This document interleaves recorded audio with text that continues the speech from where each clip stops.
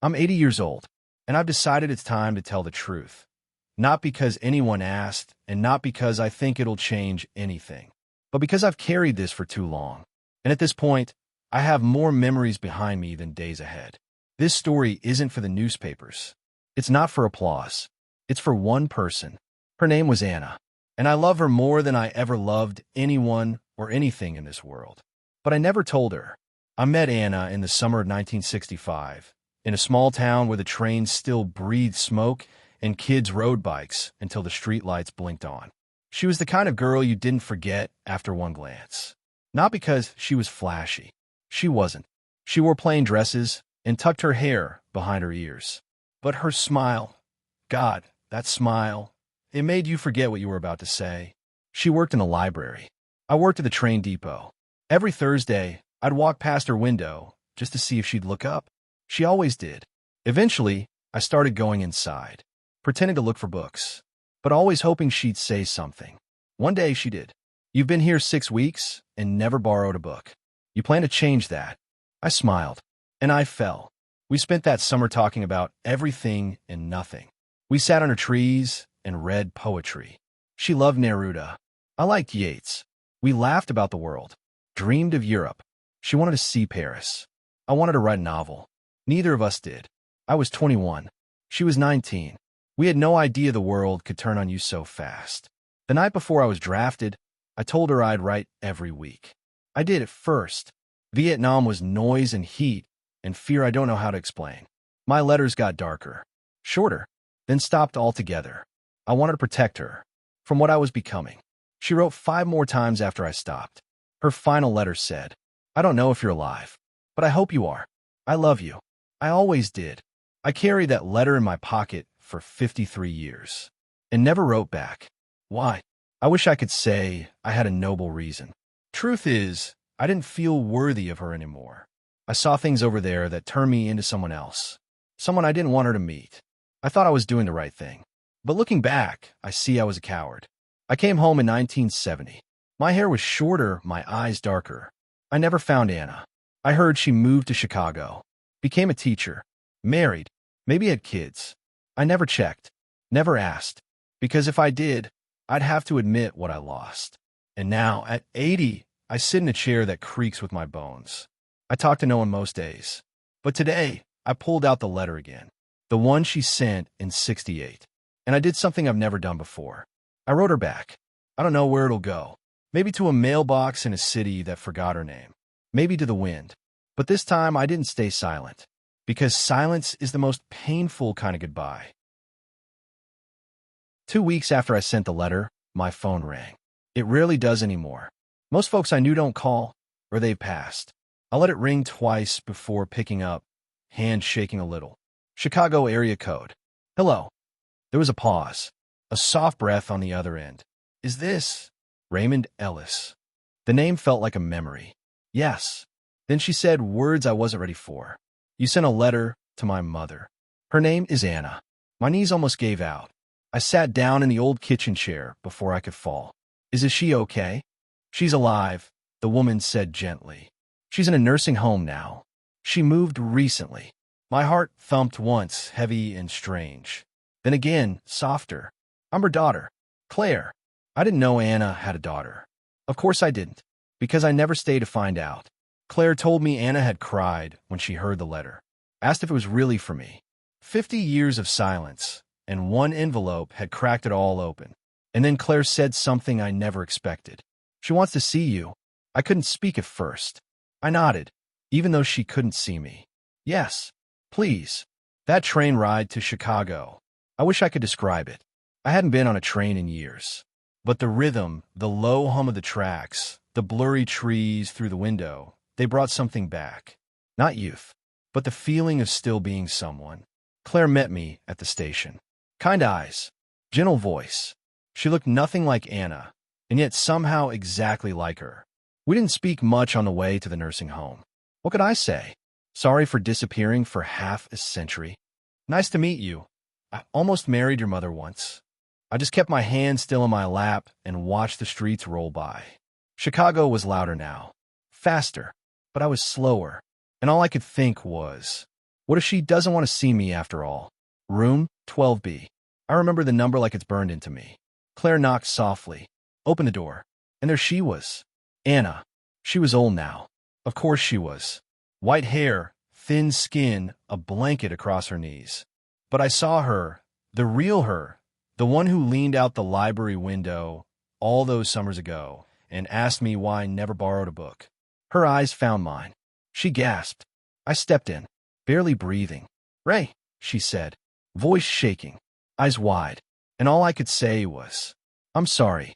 She smiled, and in that smile I saw her 19 again. "You came," she whispered. I sat beside her, held her hand. It was smaller than I remembered, colder, but real. We didn't rush. We just existed for a while. I told her about the war, the letters I didn't send, the guilt that ate through the years like moths on a coat. She listened, quiet, strong, like always.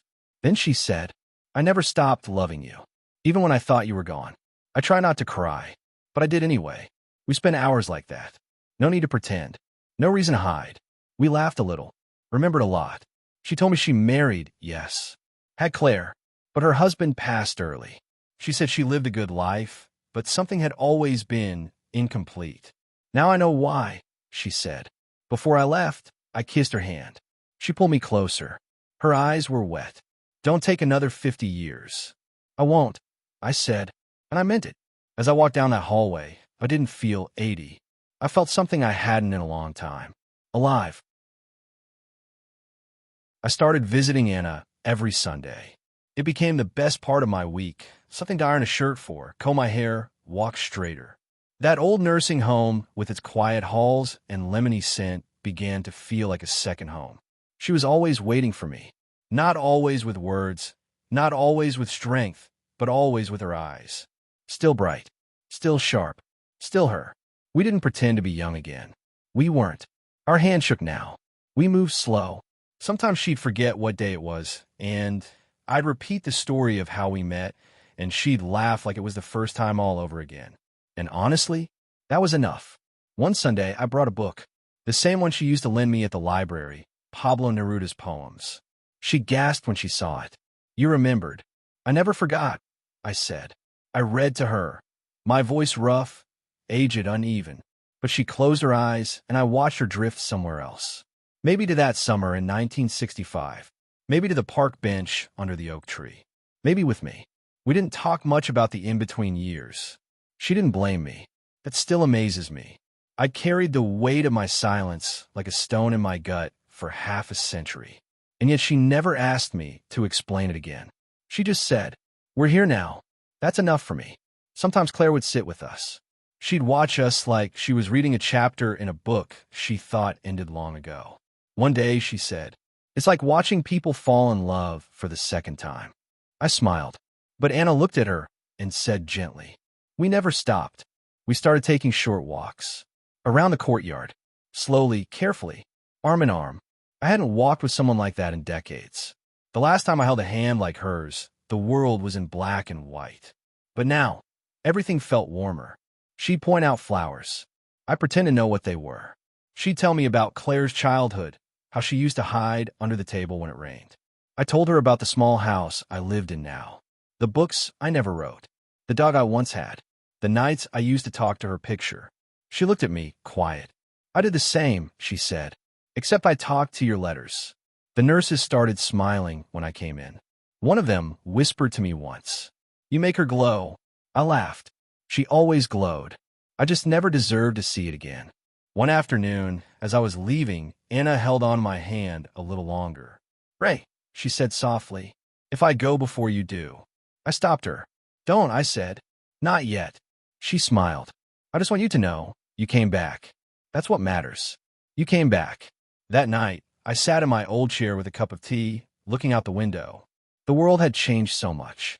Cell phones, apps, everything fast and loud. But some things, some people, they stay with you, even when you're quiet for 50 years. Especially then. She started fading in early spring. It wasn't sudden, just small things at first.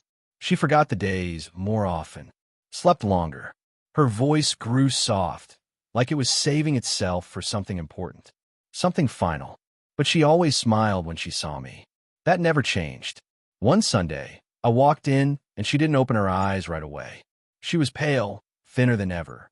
But when I took her hand, she gave a tiny squeeze. "Ray," she whispered. "You came. Always." I sat beside her, trying not to cry.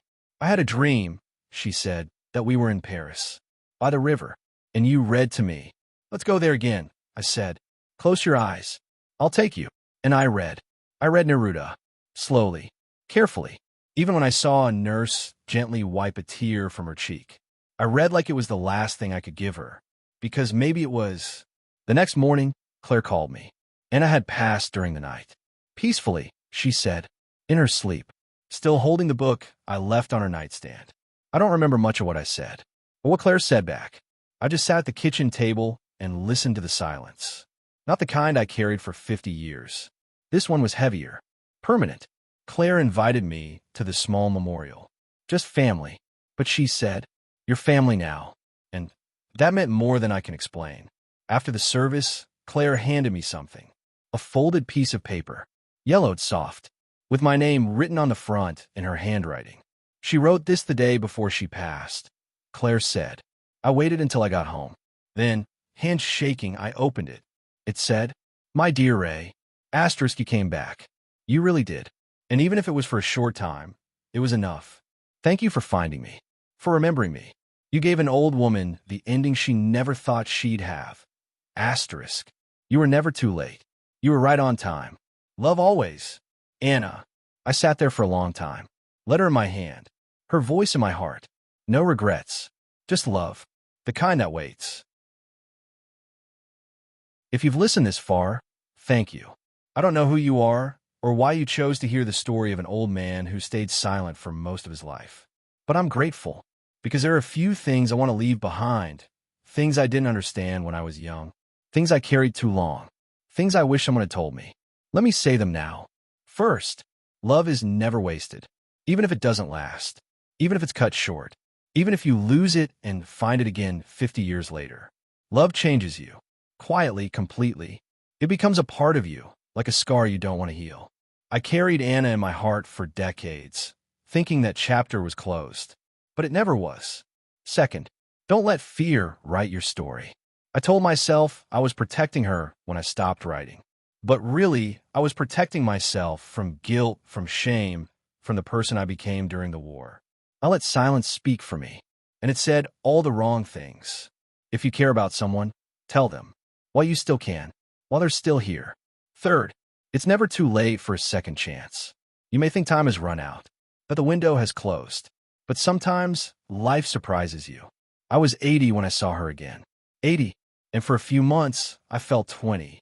We didn't get a new beginning, but we got an ending, a real one we chose. Fourth, memories are worth more than things. I have a house full of old chairs, chipped cups, dusty books. None of them matter like the afternoon I read Neruda to her, or the way she said, "You came back." People remember moments, not possessions. Make more moments. And lastly, forgive yourself. You will make mistakes, big ones, the kind that echo through decades. But if you live long enough, you'll realize carrying guilt won't make things right. It only makes you smaller. Forgive, not to forget, but to let go. I don't know how much time I have left, but I don't fear the end anymore, because I found peace in something as small as a letter, and someone as strong as her. So if you're sitting on a feeling, a truth, a regret, say it, write it, send it, because silence might protect you, but it'll never set you free. Thank you for listening. My name is Raymond Ellis, and this was the story I waited a lifetime to tell.